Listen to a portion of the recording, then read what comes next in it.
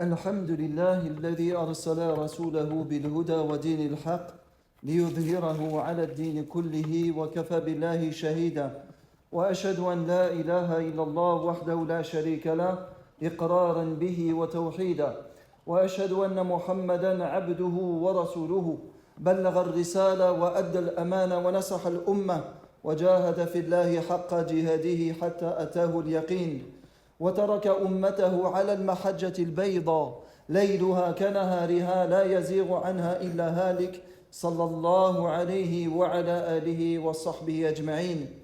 اللهم علمنا ما ينفعنا وانفعنا بما علمتنا وزدنا علما يا رب العالمين. اللهم أصلح لنا شأننا كله ولا تكلنا إلى أنفسنا طرفة عين. وبعد، السلام عليكم ورحمة الله وبركاته. فنشكر الله سبحانه وتعالى أولا وآخرا ظاهرا وباطنا على ما أنعم علينا من نعمه الكثيرة. ثم نشكر المسؤولي هذا المسجد على استضافتنا لإقامة سلسلة من الدروس، ونسأل الله سبحانه وتعالى أن يجزيهم خير الجزاء وأن يعم النفع للمستمعين ولمن يلقى هذه الكلمة. وكلمتي في هذا اليوم هي عوائق التي تواجه الإنسان في عبودية الله سبحانه وتعالى أو في طريقه إلى عبادة الله سبحانه وتعالى. ونسأل الله سبحانه وتعالى الإعانة والثواب والتسديد والتوفيق فيما نقوله ونفعله. Donc nous remercions Allah subhanahu wa ta'ala pour tous les bienfaits qu'il nous a donnés, apparents ou cachés. Comme aussi nous remercions les responsables de cette mosquée et les organisateurs de cette mosquée pour nous avoir accueillis afin de dispenser une série de cours et de faire un séminaire dans cette journée. Qu'Allah les récompense grandement, tous ceux qui ont participé de près ou de loin à l'organisation de cet événement. Aussi, on n'oublie pas de remercier l'association LEA pour tout ce qu'ils ont fait depuis le début, qui sont à l'origine de l'organisation de ces différents cours et de ces différents séminaires. Qu'Allah les récompense grandement, en espérant que ceci est une germe qui va porter ses fruits et qui va continuer et perdurer, Inch'Allah, Amin ya Rabbal Alamin. Donc aujourd'hui, l'intitulé de notre conférence, c'est les obstacles de l'individu ou du dévot d'Allah subhanahu wa ta'ala dans l'adoration de son Seigneur. وكما تعلمون أن الله سبحانه وتعالى لم يخلق الخلق بغير هملا ولا سدى ولا بغير غاية مقصودة وإنما خلقهم لعبادته سبحانه وتعالى. Et comme vous le savez, Allah subhanahu wa ta'ala, il n'a pas créé cette création en vain. Il n'a pas créé cette création sans aucun objectif, mais au contraire, Allah subhanahu wa ta'ala, il a créé cette création pour un objectif bien particulier, surtout qui est l'adoration d'Allah subhanahu wa ta'ala. Et de nombreux versets montrent cela, comme Allah subhanahu wa ta'ala il dit وَمَا خَلَقْنَا السَّمَاءَ وَالْأَرْضَ وَمَا بَيْنَهُمَا بَاطِلًا ذَلِكَ ظَنُّ الَّذِينَ كَفَرُوا فَوَيْلٌ لِلَّذِينَ كَفَرُوا مِنَ النَّارِ. Allah subhanahu wa ta'ala il dit dans le Coran al-Karim, dans les sens rapprochés, nous n'avons pas créé le ciel et la terre et ce qui existe entre les deux en vain. Ceci est ce que pensent ceux qui ont mécru. Malheur à ceux qui ont mécru pour le feu qui les attend. Bien sûr, Allah subhanahu wa ta'ala, c'est lui le siège, l'omniscient, subhanahu wa ta'ala et sa sagesse fait qu'il n'a pas créé cela en vain, mais il les a créés dans un but bien précis. Et ce but-là, c'est de l'adorer subhanahu wa ta'ala. Et Allah, il dit aussi, ayahsabul insan an yutraka suda. Est-ce que l'homme pense qu'on va le laisser sans commandement et sans interdiction? Et donc, Allah subhanahu wa ta'ala, il nous a créés dans quel but? Dans le but de l'adoration, comme Allah il dit dans le Coran al-Karim, وَمَا خَلَقْتُ الْجِنَّ وَالْإِنسِ إِلَّا لِيَعْبُدُونَ ما أريد منهم من رزق وما أريد منهم أن يطعمون إن الله هو الرزاق ذو القوة المتين. Je n'ai créé les djinns et les hommes que pour qu'ils m'adorent. Je ne veux pas de subsistance et je ne veux pas de subsistance ou qu'ils me nourrissent, car Allah, c'est lui le pourvoyeur, le doté de force inébranlable. Et donc Allah subhanahu wa ta'ala, il t'a créé afin que tu l'adores. Mais Allah, il n'a pas besoin de ta adoration. Car Allah subhanahu wa ta'ala, c'est lui le riche. Ya ayyuhan nas, antumul fuqara'u ila Allah, wallahu huwal ghaniyyul hamid. Oh vous les gens, vous êtes pauvres auprès d'Allah subhanahu wa ta'ala, et c'est lui le riche, le loué subhanahu wa ta'ala. Et le serviteur, il doit adorer son Seigneur, quelles que soient les circonstances, les situations, et de façon constante durant sa vie. Comme Allah subhanahu wa ta'ala dit, وَالْعَبْدِ يَعْبُدُ اللَّهَ سُبْحَانَهُ وَتَعَالَى فِي جَمِيعِ الْأَحْوَالِ وَعِبَادَتُهُ مَطْلُوبَةٌ فِي حَيَاتِهِ إِلَى أَنْ يَمُوتَ. Et Allah subhanahu wa ta'ala dit dans le Coran al-Karim, وَمِنَ النَّاسِ من يعبد الله على حرف فإن أصابه خير اطمأن به وإن أصابتهم فتنة انقلب على وجهه خسر الدنيا والآخرة ذلك هو الخسران المبين. Allah subhanahu wa ta'ala, il dit dans les sens rapprochés, et il y en a parmi les gens qui adorent Allah subhanahu wa ta'ala marginalement. S'il leur arrive un bien, ils sont apaisés. Et s'il leur arrive une épreuve, ils détournent leur visage. Et Mujahid dit ici, ils apostasient, perdant ainsi le bien d'ici-bas et de l'au-delà. Perdant ainsi le bien d'ici-bas et de l'au-delà. Telle est la perte évidente. Et Allah subhanahu wa ta'ala, il dit en commandant à son prophète Muhammad sallallahu alayhi wa sallam, وَعْبُدْ رَبَّكَ حَتَّى يَأْتِيَكَ الْيَقِينَ. Et adore ton Seigneur jusqu'à ce que te vienne la certitude d'Allah subhanahu wa ta'ala. Et ici, c'est la certitude de la mort, comme ça a été rapporté par la majorité ou par l'ensemble des exégètes du Coran al-Karim. Et le serviteur d'Allah subhanahu wa ta'ala, dans son cheminement vers Allah subhanahu wa ta'ala, il peut rencontrer des obstacles, des barrières et des ennemis. Et on peut regrouper ces obstacles, ces barrières et ces ennemis en 5 catégories. أولاً الكبر والتكبر. ثانياً الشيطان. ثالثاً الهوى. رابعاً النفس اللوامة. وخامساً الدنيا. Et donc, dans son cheminement vers Allah subhanahu wa ta'ala, il peut rencontrer des obstacles et des ennemis qu'on peut regrouper en 5 catégories. La première, c'est l'orgueil et l'arrogance. La deuxième, c'est Shaitan, Satan. La troisième, c'est les passions.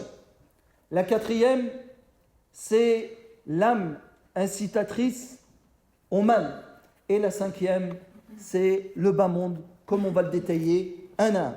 Et donc, lorsqu'on va détailler ces choses-là, on va détailler comment ces choses-là vont détourner le dévot et le serviteur d'Allah subhanahu wa ta'ala dans son cheminement vers Allah subhanahu wa ta'ala, et comment remédier à cela.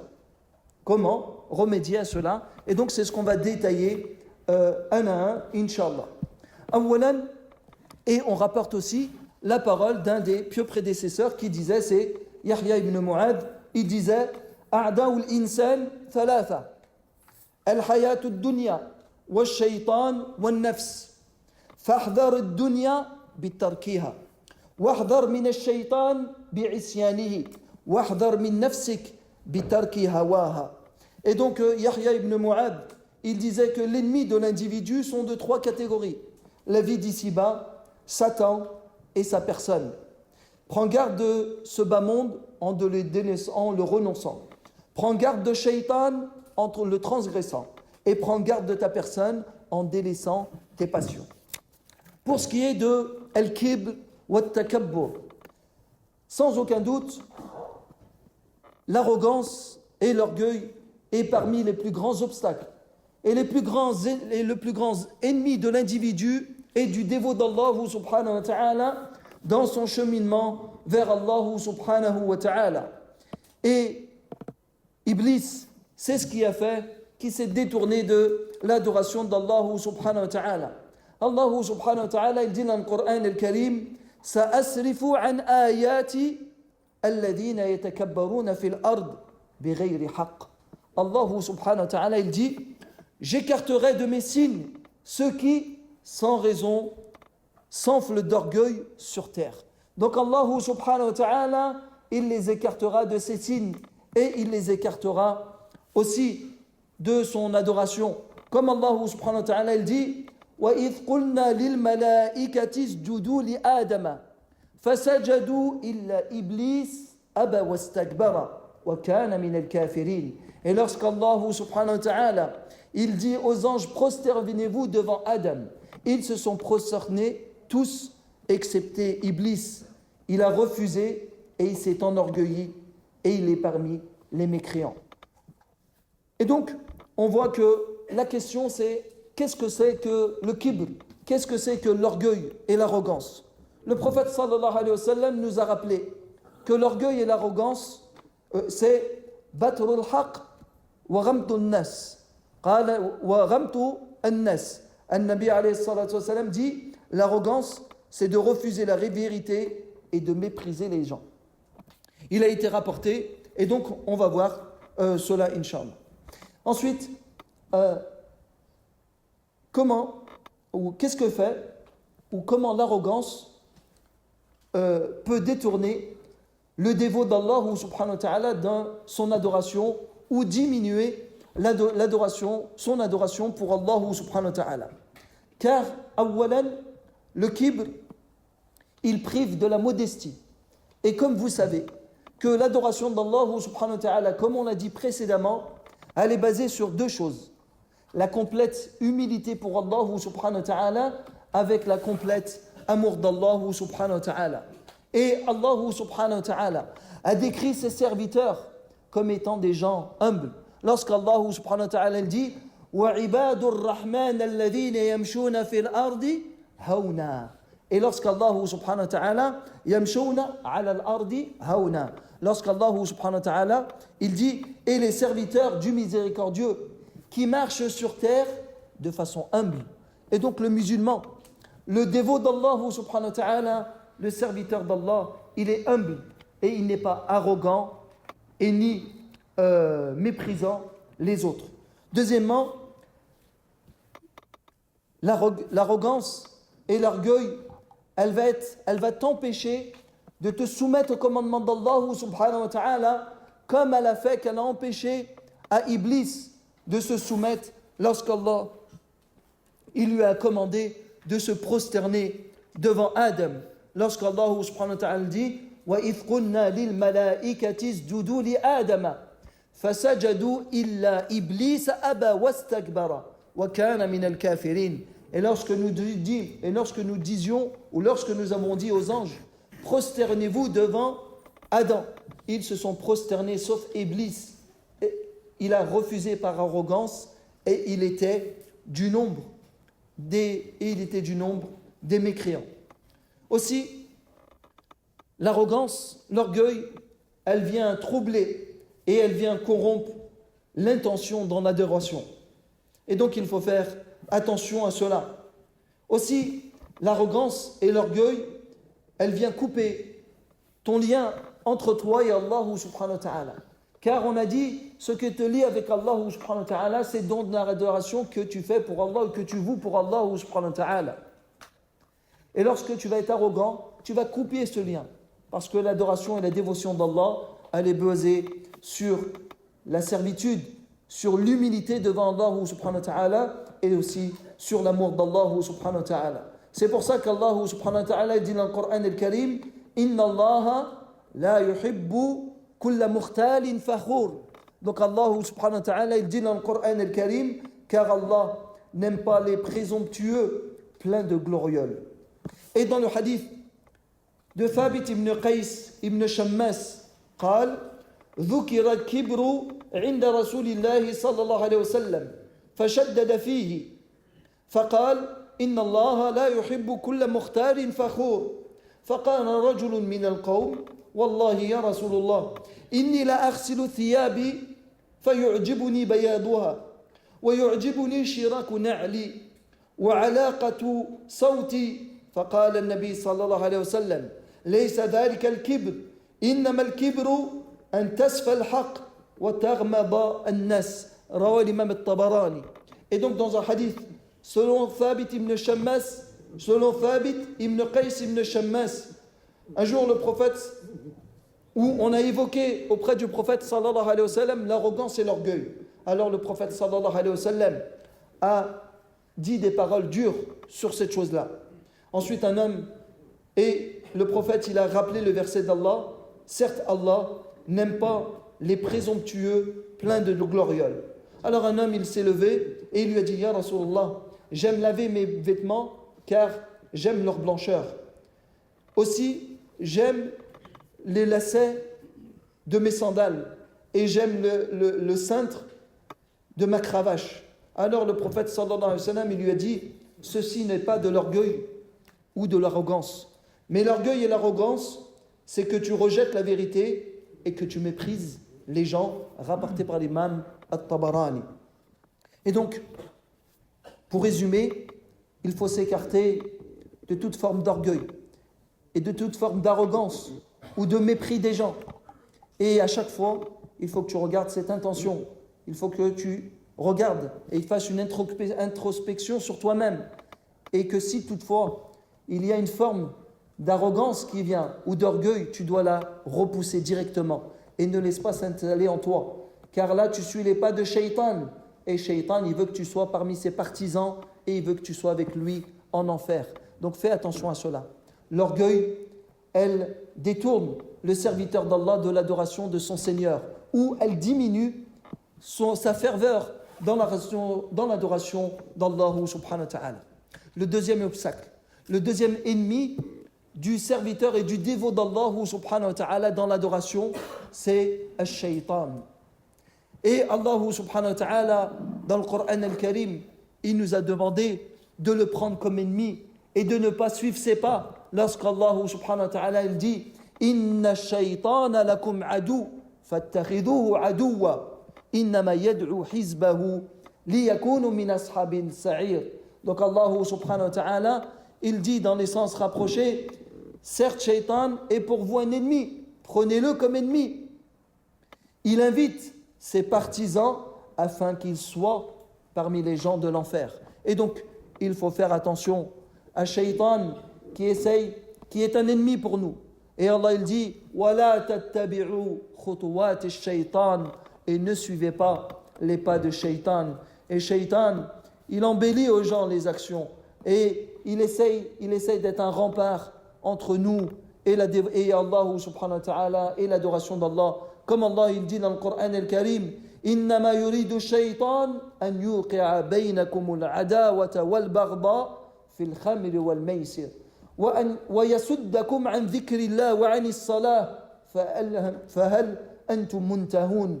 Donc Allah subhanahu wa ta'ala il dit dans les sens rapprochés, certes Shaitan veut jeter parmi vous à travers le vin et le jeu de hasard la discorde et la haine et vous détourner de l'invocation d'Allah et de la prière.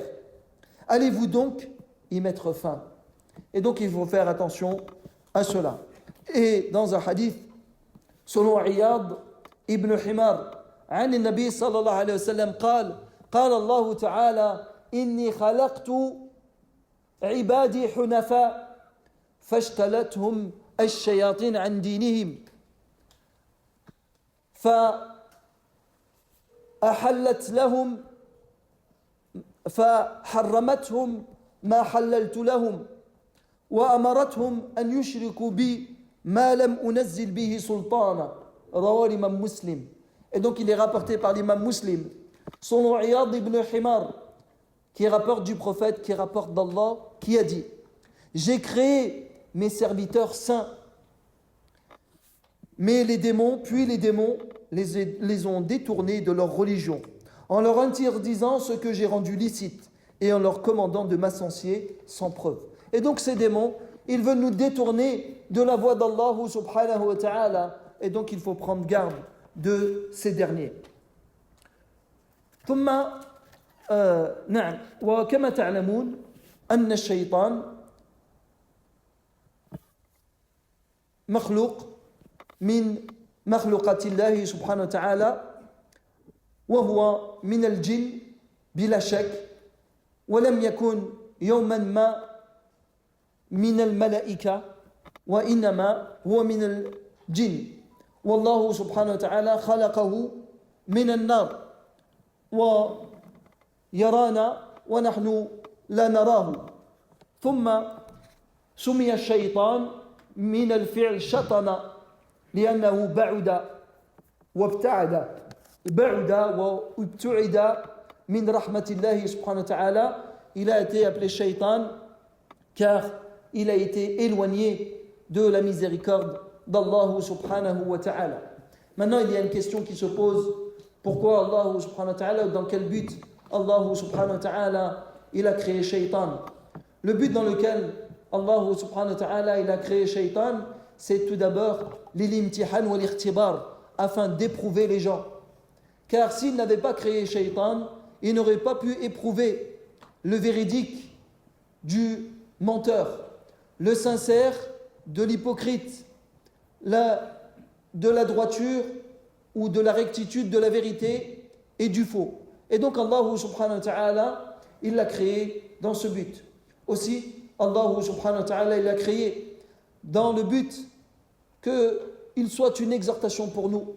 Car Allah subhanahu wa ta'ala a décrété qu'il était en enfer du fait qu'il a transgressé Allah subhanahu wa ta'ala. Donc c'est une exhortation pour nous de ne pas suivre Shaitan, de ne pas suivre les pas de Shaitan qui a transgressé les commandements d'Allah subhanahu wa ta'ala. Et troisièmement aussi, Allah subhanahu wa ta'ala l'a créé afin que se manifestent les effets et les traces des noms d'Allah subhanahu wa ta'ala. Car le serviteur d'Allah, par les insufflations de Shaitan, il peut tomber dans l'interdiction. Mais très rapidement, il se repente et il va trouver son Seigneur, Rabb al-Alamin, Al-Halim, Al-Rahim, Al-Rahman, Al-Afou, Al-Ghafour. Et donc il va trouver Allah subhanahu wa ta'ala, le miséricordieux, le très miséricordieux, le pardonneur, l'indulgent. Et donc il va se manifester les noms d'Allah subhanahu wa ta'ala. Et donc, la Bouddha Nafkour, Madar le Shaitan, comment Shaitan, il dupe et il trompe le serviteur d'Allah dans sa dévotion et dans son adoration pour Allah subhanahu wa ta'ala. Awalan bi tazyin al-batil. Donc en embellissant le mal et le mauvais.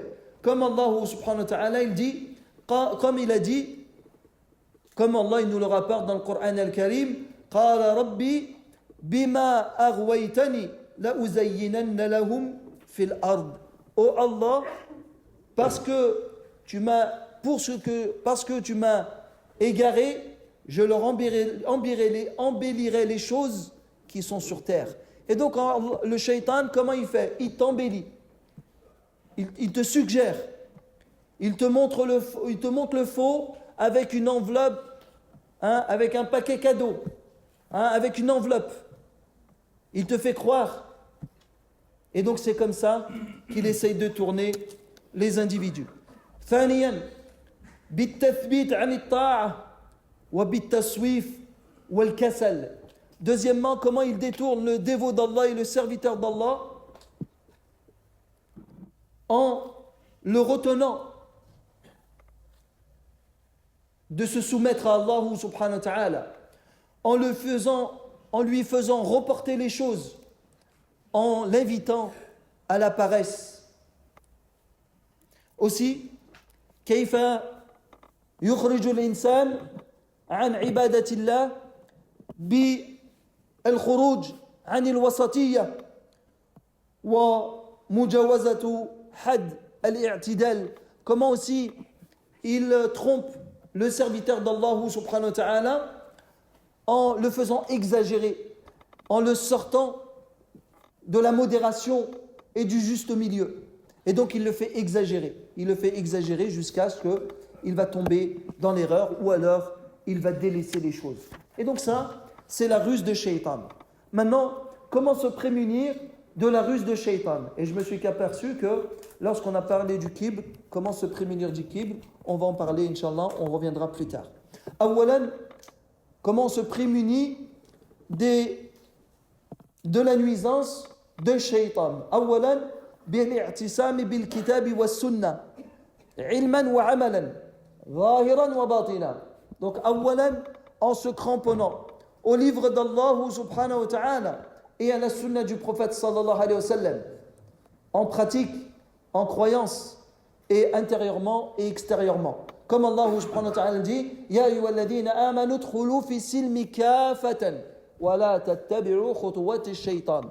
Ô vous les croyants, rentrez complètement dans l'islam et ne suivez pas les pas de Shaitan. Aussi, deuxièmement, en demandant la protection d'Allah subhanahu wa ta'ala de Shaitan. Comme Allah il dit, وَإِمَّا يَنْزَغَنَّكَ مِنَ الشَّيْطَانِ نَزْعٌ فَاسْتَعِذْ بِاللَّهِ إِنَّهُ هُوَ السَّمِيعُ الْعَلِيمُ. Et donc si toutefois Shaitan te tente, demande la protection d'Allah, c'est lui qui entend et qui est omniscient subhanahu wa ta'ala. Troisièmement, en multipliant la lecture du Coran al-Karim et en multipliant le dhikr, ça te prémunira des méfaits et des suggestions de Shaitan.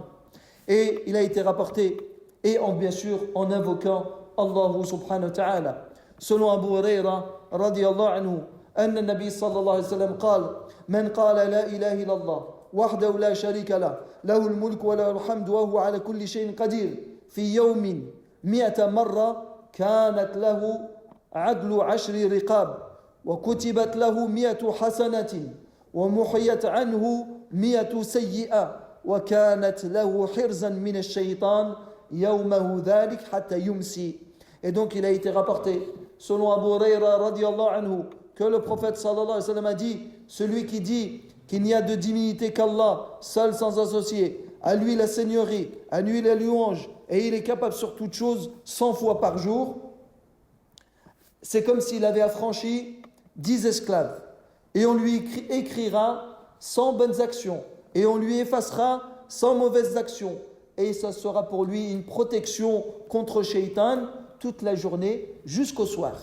Et dans un autre hadith, قال النبي صلى الله عليه وسلم من قرأ آية الكرسي إذا أوى إلى فراشه لن يزال عليه من الله حافظ لا يقربه الشيطان حتى يصبح.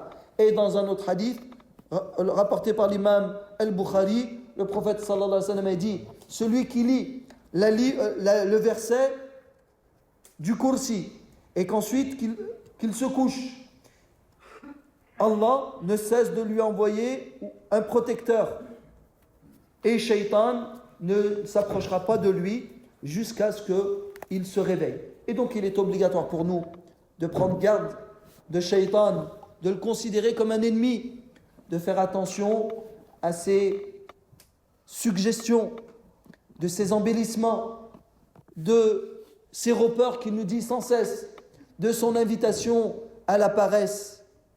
Et donc, il faut transgresser Shaitan, comme il disait Yahya ibn Mu'adh, Fahdar min ash-shaytan bi'isyanihi. Prends garde de shaytan en transgressant ce qui te commande. Parmi les choses qui sont des obstacles dans le cheminement vers Allah subhanahu wa ta'ala et dans l'adoration d'Allah, al-hawa, les passions. Allah subhanahu wa ta'ala dit أَفَرَيْتَ مِنْ اتَّخَذَ إِلَهَهُ هَوَاهُ وَأَضَلَّهُ اللَّهُ عَلَى عِلْمٍ. Ne vois-tu pas celui qui a pris comme divinité ses passions et Allah il l'a égaré en toute connaissance. Comment il peut prendre ses passions comme divinité lorsque il fait que ses passions soient l'arbitre de sa vie, de sorte qu'il se soumet à toutes ses passions, même si c'est dans la transgression d'Allah subhanahu wa ta'ala, alors il a fait que ses passions soient une divinité pour lui. Et donc, il faut faire attention aux passions. Les passions peuvent nous détourner de l'adoration d'Allah subhanahu wa ta'ala, ou ternir notre adoration pour Allah, ou nous diminuer notre ferveur dans l'adoration d'Allah subhanahu wa ta'ala. Et donc, qu'est-ce qui peut nous prémunir, ou comment les passions dispersent le serviteur d'Allah subhanahu wa ta'ala dans son cheminement et dans l'adoration d'Allah subhanahu wa ta'ala? Eh bien, premièrement, en devançant nos passions sur les commandements d'Allah subhanahu wa ta'ala. Le matin, c'est tôt, il faut y aller à la prière du Fajr, c'est tôt, presque bientôt 4 heures, on va descendre jusqu'à 4 heures. Shaitan, il dit non, reste dans ton lit. Donc là, ou ta passion plutôt, elle te dit reste dans ton lit. Ou alors, tu justifies, deuxièmement, tu justifies tes péchés. Alors comment? Certains disent, ce que je fais, c'est une liberté personnelle. Ou alors, c'est minime, c'est pas un grand péché, c'est minime, je peux le faire. Ou alors, tout le monde le fait, donc je le fais. Et donc, ça, ce sont nos passions qui nous poussent à ça. Et donc, il faut faire attention à cela. Le fait que les gens le font, ce n'est pas un justificatif valable auprès d'Allah subhanahu wa ta'ala. Ce qui est pris en considération, c'est ce qu'Allah a commandé ou incité de faire. Et ce qu'Allah il a interdit ou a mis en garde contre une chose. On fait ses commandements et on délaisse ses interdits. Et donc ça, c'est à prendre en considération et non pas les actions des gens. Est-ce qu'il y en a beaucoup qui le font ou pas? Et donc, rachwa, il y en a beaucoup qui le font, moi je le fais. هذا منتشر عندنا, أنا je le fais. Non. Allah yuhasibuka wa yuhasibu kullu wahidin min haula.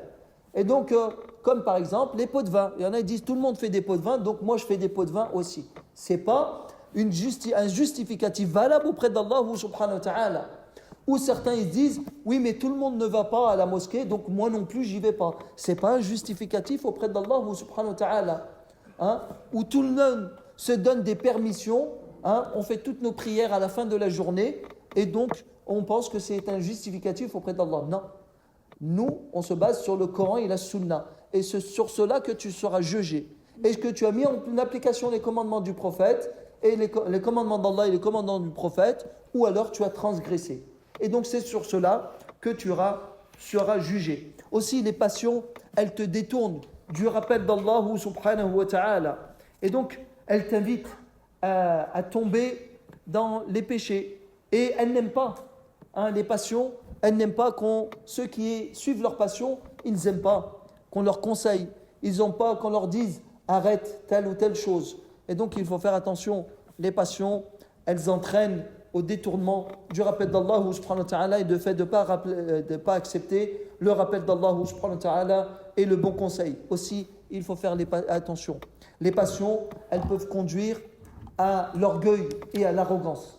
Et donc, ça c'est Shaitan. Shaitan, c'est ce qu'il a touché. Il a été touché par l'arrogance, l'orgueil. Et donc, il faut faire attention à cela. Maintenant, la question, c'est comment je me prémunis et comment je me protège de la passion ou des passions et des tentations. Awwalan bil ilm shar'i, avec la connaissance religieuse, la connaissance des dangers de suivre la passion, la connaissance des conséquences de celui qui va suivre ses passions. Deuxièmement, l'importance de la sincérité pour Allah subhanahu wa ta'ala dans tout ce que tu fais. Tu le fais avec sincérité et avec ferveur. Troisièmement, de combattre ta personne et de transgresser tes passions. Comme Allah subhanahu wa ta'ala le dit, وَلَا تَتَّبِعِ الْهَوَى, et ne suis pas les passions. Et donc il faut que tu transgresses ta passion. Ta passion, elle te dit, ne te lève pas, ne prie pas, ou prie-les toutes à la fin de la journée, ou ne fais pas de dhikr. Eh bien toi, tu contredis ta passion. Tu endures, et tu contredis ta passion. Aussi, ad-du'a, il est important d'invoquer Allah subhanahu wa ta'ala, que si quelqu'un il est touché par des tentations et des passions, et qu'il suit ses passions, il invoque Allah subhanahu wa ta'ala afin de dissiper ces maux-là et de le préserver. Cinquièmement, il est important aussi de choisir comme compagnons des gens qui ne sont pas des gens de la passion ou de l'innovation, mais des gens qui t'appellent ou qui te rappellent ou qui te font le rappel d'Allah subhanahu wa ta'ala et qui te portent le bon conseil. Et donc ça, ce sont des choses qui sont très importantes. Ensuite, le quatrième obstacle et le quatrième ennemi de l'individu dans ce cheminement vers Allah subhanahu wa ta'ala, cet individu ou cet obstacle ou cet ennemi, il fait partie de nous-mêmes. C'est ce qu'on appelle al-nafsu al-ammaratu bis-su. Donc c'est l'âme incitatrice au mal. Comme vous savez, l'âme est une âme, mais elle a été décrite et caractérisée de façon différente dans le Coran al-Karim. Parmi les choses, il y a an-nafs as-sawiyya. Comme Allah dit, wa nafsin wa ma sawwaha. Et donc c'est l'âme saine. Qu'est-ce que c'est que l'âme saine? L'âme saine, c'est l'âme qui est créée saine, droite sur l'instinct naturel et qui accepte la vérité et qui se soumet à la vérité. Ensuite, on a an-nafsu al-mutma'inna. Comme Allah subhanahu wa ta'ala dit, ya ayyuha an-nafsu al-mutma'inna irji'i ila rabbiki radiyatan mardiya. Oh, ya ayyuha an-nafsu al-mutma'inna. Oh, âme apaisée, reviens vers ton Seigneur. Reviens vers ton Seigneur. Et donc, l'imam Al-Hassan Al-Basri wa Qatada, ils disent que Al-Nafs Al-Mutma'inna, c'est celle qui est apaisée lorsqu'elle entend la parole d'Allah et qui donne foi à la parole d'Allah subhanahu wa ta'ala. Ensuite, on a Al-Nafs Al-Lawwama. La uqsimu bin nafsi Al-Lawwama. Et donc, c'est l'âme critiqueuse. Cette âme critiqueuse, c'est celle qui ne cesse de te critiquer. Lorsque tu fais du bien, elle te dit pourquoi tu as fait plus, papa fait plus. Et lorsque tu fais du mal, elle te dit pourquoi tu as fait ce mal-là. Et donc sans cesse, elle te critique. Et ensuite, la dernière, c'est al-nafsu al-ammaratu bis-su, c'est l'âme incitatrice au mal, comme Allah subhanahu wa ta'ala dit wa ma ubarri'u nafsi inna an-nafsa la ammaratun bis-su illa man rahima rabbi. Et je n'épargne pas ma personne, cette l'âme incitatrice au mal, cette l'âme est incitatrice au mal, sauf celui qu'Allah ou que mon Seigneur a préservé. Et donc nous, on va parler de cette âme-là, qui est incitatrice au mal. Comment elle incite le dévot d'Allah subhanahu wa ta'ala dans ce cheminement vers Allah afin de délaisser l'adoration d'Allah ou de le freiner dans l'adoration d'Allah subhanahu wa ta'ala. Premièrement, souvent, elle l'invite à la paresse et toujours à retarder. Lorsque tu dis fais des prières surrogatoires, il dit plus tard, ou il dit je suis fatigué aujourd'hui. Lorsque tu dis lis le Coran, non, pas tout de suite, plus tard. Ou certains, des fois, le nafs al-ammara, leur dit quand tu seras à la retraite, tu commences à prier. Quand tu seras à la retraite, tu feras telle et telle chose. Et meskin, il ne va même pas arriver à la retraite, ça se trouve. Et donc ça, c'est le nafs al-ammara. Donc il faut faire attention à cela. Elle vient comme ça, et en même temps, Shaitan, il se mêle à cela, et il lui embellit les choses. Il dit, tu as le temps, Mazel, on vit maintenant jusqu'à 80 ans. Les derniers ihsaïat, les derniers recensements, ils ont dit on vit jusqu'à 80 ans, ils pensent que lui, il va vivre 80 ans. Non, il faut faire attention, il faut s'empresser. Il faut s'empresser de faire le bien et pas reporter les choses. Si tu peux le faire maintenant, fais-le maintenant. Reporte-le pas. Et si ton âme, elle te dit plus tard, tu dis A'udhu billahi minash shaitanir rajim et tu commences à t'activer. Bien sûr, au départ, tu ne peux pas faire des grandes œuvres, mais fais petit à petit. Donne-toi des petits objectifs et tu agrandras, Inch'Allah, des grands objectifs. Ensuite, cette âme incitatrice au mal, elle provoque en nous l'amour des passions. Et donc, il faut faire attention à cela. Elle t'embellit les passions et elle provoque en toi l'amour des passions, l'amour des jouissances de ce bas monde, l'argent, les délices, le pouvoir. Et donc, tout ceci, ce sont des choses qui détournent le cœur d'Allah subhanahu wa ta'ala. Ensuite, l'âme incitatrice au mal, elle peut détourner l'individu des commandements d'Allah subhanahu wa ta'ala. Et elle lui donne des justificatifs. Et elle lui dit que l'adoration, c'est quelque chose de... On a une liberté. J'adore Allah quand je veux et comme je veux. Ou alors, elle lui fait croire à des réflexions personnelles. Et donc ça, ce sont des réflexions personnelles qui l'égarent du chemin d'Allah subhanahu wa ta'ala et de la dévotion d'Allah subhanahu wa ta'ala. Aussi, l'âme incitatrice au mal, elle peut le conduire à la malhonnêteté et à l'émerveillement. Et ça, ce sont deux choses qu'il faut faire attention. L'honnêteté entre lui et Allah et entre lui avec les gens, et l'émerveillement de sa personne qui peut conduire à l'arrogance et à l'orgueil. Et dis-moi, j'ai une bonne situation. Ah oui, pourquoi? Eh bien regarde, j'ai un bon travail, j'ai une maison, alhamdoulilah, j'ai une épouse, j'ai des enfants, j'ai une belle voiture, tout va bien. Alors qu'il ne prie pas, ma yusalli, ma yusum, ma yuhajj, ma yaf'al al-khair. Et donc, il pense qu'il est dans une bonne situation. Aussi, certains, où l'âme incitatrice au mal, des fois, elle va l'exhorter, elle va lui dire, ou elle va lui faire peur de perdre des choses mondaines, comme le fait, si tu mets la barbe, tu vas perdre ton travail. Si tu es assidu à la prière, tu vas avoir une marque sur le front et les gens ils vont te critiquer, tu vas perdre le travail. Et donc, toutes ces choses comme cela, qui le détournent de l'adoration d'Allah subhanahu wa ta'ala ou qui amoindrit sa ferveur dans l'adoration d'Allah subhanahu wa ta'ala. Et donc, maintenant, comment se prémunir de cette âme incitatrice au mal? Premièrement, avec la sincérité d'Allah subhanahu wa ta'ala et sans cesse remettre en question et réformer son intention.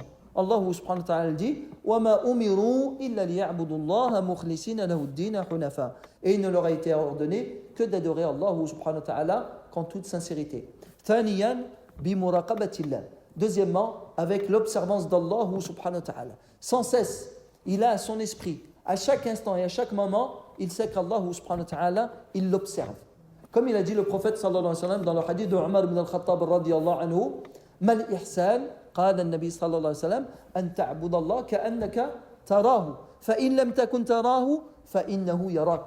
Donc lorsqu'on a posé la question au prophète, Jibril a posé la question au prophète, qu'est-ce que c'est que l'excellence et la perfection? Le prophète sallallahu alayhi wa sallam, il lui a répondu, c'est que tu adores Allah comme si tu le voyais. Car si tu ne le vois pas, sache que lui, il te voit. Et donc, il est important d'adorer Allah avec l'observance. Et une fois, le prophète sallallahu alayhi wa sallam a été questionné sur la purification de l'âme. Alors il a dit, le prophète sallallahu alayhi wa sallam, que tu saches qu'Allah est avec toi où que tu es. Et donc ça va te permettre de purifier ton âme incitatrice au mal. Tu sais qu'Allah, il t'observe. Même si tu es toute seule dans ta chambre, personne fermée à clé et il n'y a personne chez toi. Et dans la maison ou dans le bâtiment, il n'y a personne, Allah subhanahu wa ta'ala, il te voit. Sous ta couette, sous ton lit, Allah subhanahu wa ta'ala, il te voit. Et donc, il est important de vivre avec cela, avec l'observance d'Allah subhanahu wa ta'ala. Parmi les choses qu'il est important, c'est muhasabatu an-nafs. C'est de juger sa personne avant qu'on soit jugé. Comme il a dit Omar ibn al-Khattab radiyallahu anhu, Hasibu anfusakum قبل أن تحاسبوا. C'est une parole عظيمة. وزنوا أنفسكم قبل أن توزنوا فإنه أخف عليكم في الحساب غدا أن تحاسبوا أنفسكم اليوم وتزينوا للعرض الأكبر يومئذ تعرضون لا تخفى منكم خافية. Et donc Omar ibn al-Khattab radiyallahu anhu disait, jugez votre personne avant que vous soyez jugés. Pesez votre personne avant qu'elle soit pesée. Car aujourd'hui, si vous faites cela, vous jugez votre personne, ça sera plus léger dans le jugement de votre personne demain. Et embellissez-vous pour la grande présentation. Et ensuite, il a récité le verset d'Allah, le jour où vous serez présentés et rien de vous sera caché. Et donc, il est important de chaque jour de muhasabat al-nafs. Qu'est-ce que j'ai fait aujourd'hui? Est-ce que j'ai bien fait? Est-ce que j'ai pas bien fait? Si je fais ça, quel est mon jugement? Et ainsi de suite. Ensuite, al-isti'anatu billah. Wa kana an-nabi sallallahu alayhi wa sallam yad'u bi hadha ad-du'a Allahumma ati nafsi taqwaha zakkiha wa anta khayru man zakkaha. Et donc, demander l'aide d'Allah et invoquer Allah subhanahu wa ta'ala afin de purifier notre âme. Car le prophète sallallahu alayhi wa sallam, il disait, ô Allah, donne à ma personne ou à mon âme la pureté ou la crainte. Purifie-la et toi tu es le meilleur et tu es le meilleur qui purifie. Et ensuite, parmi les choses qui permettent de nous prémunir des maux de notre âme, incitatrices au mal, c'est de se rappeler la mort. Et il a été rapporté selon Shaddad ibn Aus que le prophète sallallahu alayhi wa sallam a dit من دان نفسه قال الكيس من دان نفسه وعمل لما بعد الموت والعاجز من أتبع نفسه هواها وتمنى على الله الأمان. وهذا الحديث رواه الإمام الترمذي وبعض العلماء يضعفونه ولكن روي عن علي بن أبي طالب رضي الله عنه. Et donc le prophète sallallahu alayhi wa sallam, donc deuxièmement, c'est se rappeler la mort. Et selon Shaddad ibn Aus radiyallahu anhu, le prophète sallallahu alayhi wa sallam a dit, l'intelligent, c'est celui qui va dompter son âme et œuvrer pour demain.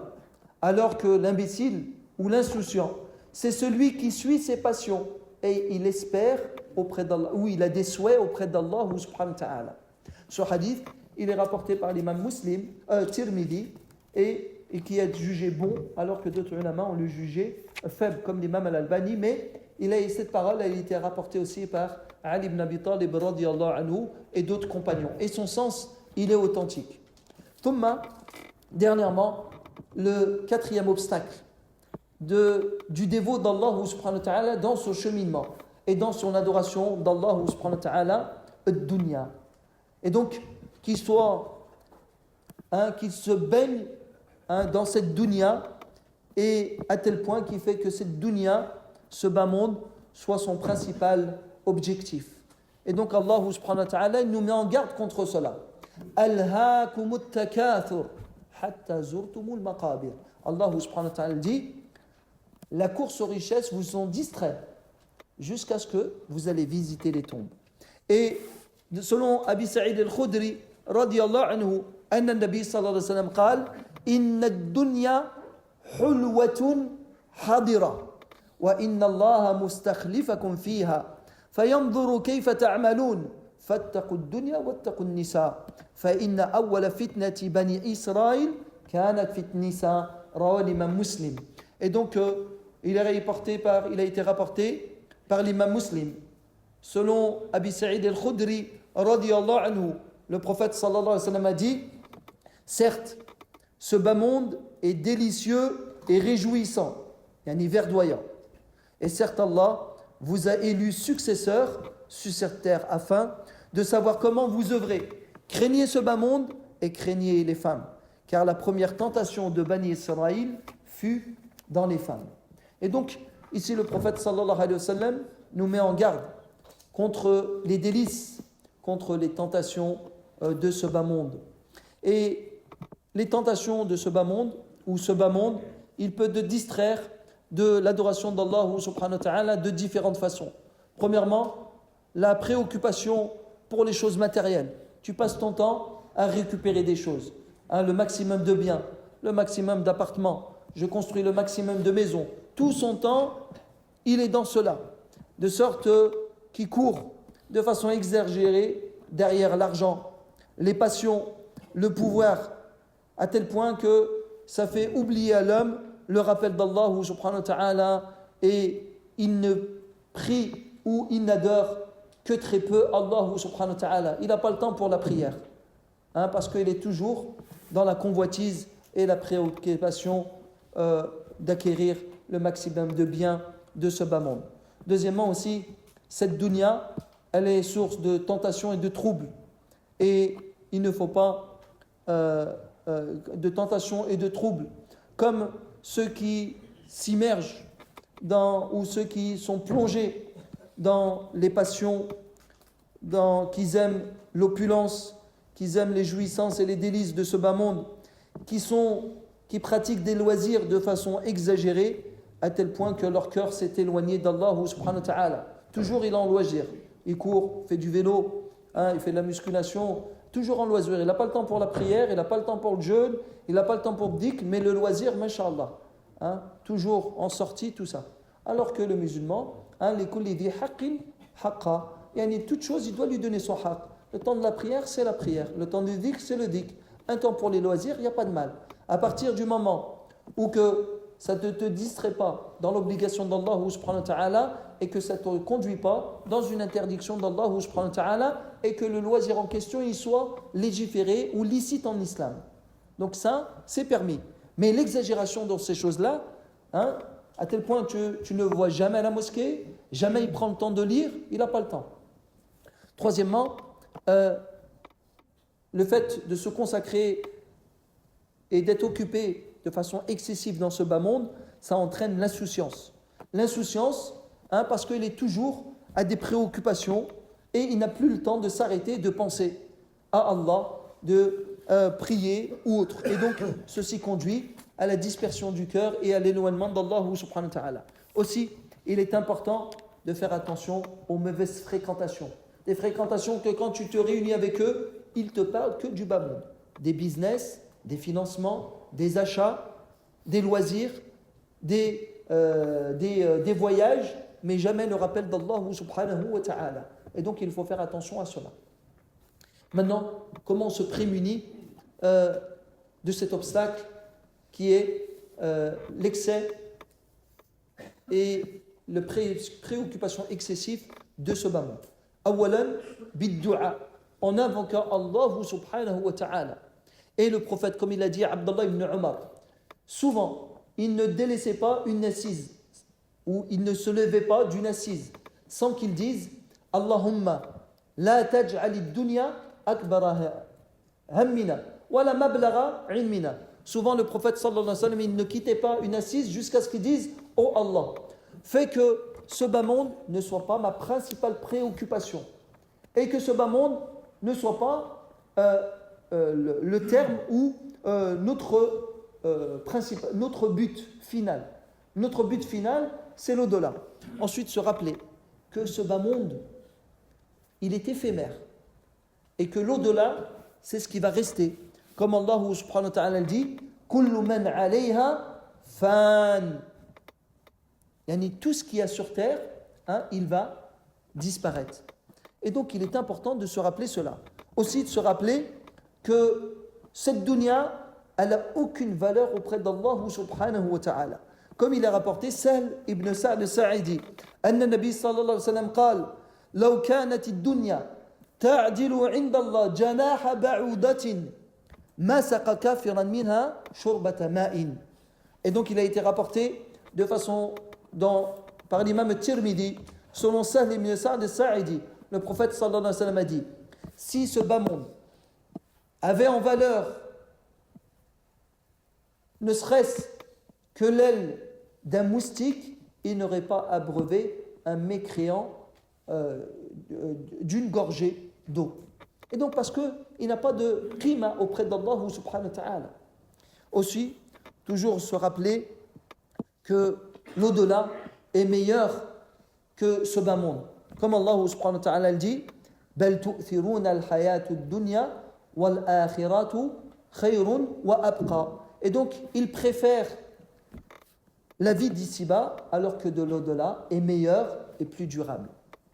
Ensuite, il est important de s'entourer de gens qui nous rappellent l'au-delà et non pas des gens qui nous rappellent sans cesse ce bas monde. Septièmement, zuhd fi dunya, le renoncement à son bas monde. On n'a pas dit délaissement de son bas monde. Parce que Allah il dit au prophète Wala tansa nasibaka min ad-dunya. N'oublie pas ta part dans ce bas monde. Wa hubbiba ila an-nabi sallallahu alayhi wa sallam al-halwa wan-nisa. Et donc le prophète sallallahu alayhi wa sallam, où Allah il dit n'oublie pas ta part dans ce bas monde. Et il s'est marié, le prophète sallallahu alayhi wa sallam, il aimait des choses de ce bas monde. Il a commercé. Mais il ne faut pas que ce bas monde soit notre principale préoccupation et se noyer dans les occupations de ce bas monde. Prendre de ce bas monde ce qui t'est utile dans l'au-delà. Et ceci est le zuhd, ceci est le renoncement à ce bas monde. Tu prends dans ce bas monde tout ce qui t'est utile dans l'au-delà. Tout ce qui n'était pas utile pour l'au-delà, tu te délaisses. Et cinquièmement, ou dernièrement, qu'est-ce qui t'aide à franchir et à dépasser cet obstacle? C'est de se rappeler la mort. عن أبي هريرة رضي الله عنه أن النبي صلى الله عليه وسلم قال أكثروا ذكرى هادم الملذات يعني الموت. Multiplier, selon Abu Huraira رضي الله عنه, le prophète صلى الله عليه وسلم a dit multiplier l'évocation de celle qui coupe les jouissances, c'est-à-dire la mort, ou celle qui fait cesser les jouissances, c'est-à-dire la mort. Et donc tout ceci, les 5 choses qu'on a citées, ce sont des obstacles, des barrières et des ennemis du dévot d'Allah subhanahu wa ta'ala dans son cheminement vers Allah subhanahu wa ta'ala. Et donc, on demande à Allah subhanahu wa ta'ala qu'il nous préserve de ces choses-là et qu'on chemine jusqu'à lui, jusqu'à ce qu'on le rencontre et il est satisfait de nous. هذا والله أعلم وصلى الله وسلم على نبينا محمد وعلى آله وصحبه أجمعين سبحان ربك رب العزة عما يصفون وسلام على المرسلين والحمد لله رب العالمين وبارك الله فيكم.